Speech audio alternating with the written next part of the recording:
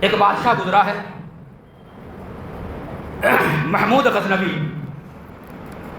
بہت ہی بڑا بادشاہ گزرا میرے دوستو۔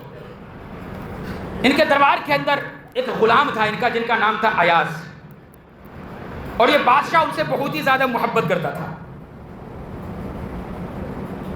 بہت ہی زیادہ۔ جب محبت کرتا تو دوسرے جو وزراء تھے وہ یہ کہتے، بادشاہ سلامت، آپ کا یہ غلام جو ایاز ہے، آپ ان سے بہت ہی زیادہ محبت کرتے ہو، جبکہ اس سے زیادہ عقل مند دربار میں آپ کے وزراء ہیں، آپ ان سے نہیں کرتے محبت۔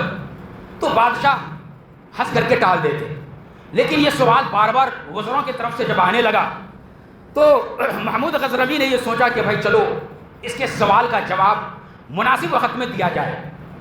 چنانچہ ایک دفعہ دربار کے اندر سارے لوگ بیٹھے تھے، وزراء بیٹھے تھے، درباری بیٹھے تھے، ان کے اندر غلام ایاز بھی تھا۔ تو اپنے ایک وزیر سے کہا کہ فلاں خزانے کے اندر فلاں جگہ پہ فلاں نمبر کی موتی ہے، وہ لے کر کے آؤ۔ جب وہ لے کر کے آیا تو بادشاہ نے پوچھا وزیر سے کہ اس موتی کی قیمت کیا ہوگی؟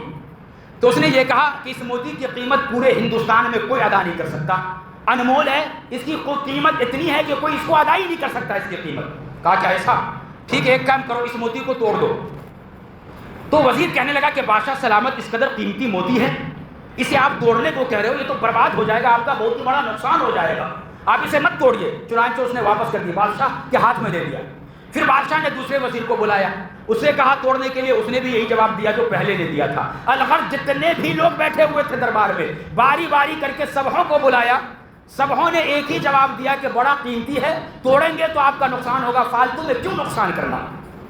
پھر اس کے بعد آخر میں غلام ایاز سے کہا کہ ایاز یہ موتی اپنے ہاتھ میں لو، دے دیا۔ کہا کہ اس کی قیمت کیا ہوگی؟ اس نے بھی وہی کہا کہ ہندوستان میں کوئی بھی شخص اس کی قیمت ادا نہیں کر سکتا، اتنی قیمت ہے۔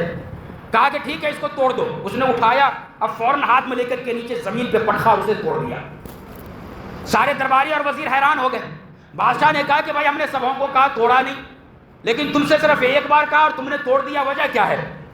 تو کہا کہ بادشاہ سلامت، وجہ یہ ہے کہ ہمیں جس طریقہ پر آپ کی ذات سے محبت ہے، اسی طریقہ پر آپ کے حکموں سے بھی محبت ہے۔ جب آپ نے یہ حکم دے دیا کہ اس موتی کے ٹکڑے کو توڑ دو، تو ایسی صورت میں پھر ہم نے یہ نہیں دیکھا کہ اس کے اندر توڑنے میں فائدہ ہے یا پھر نقصان ہے، صرف دیکھا یہ ہے کہ بادشاہ سلامت کا حکم ہے توڑنے کا، تو فائدہ نقصان نہیں دیکھنا، بس ہم نے توڑ دیا۔ تو بادشاہ نے کہا کہ تمہارے میں اور ایاز میں یہی فرق ہے۔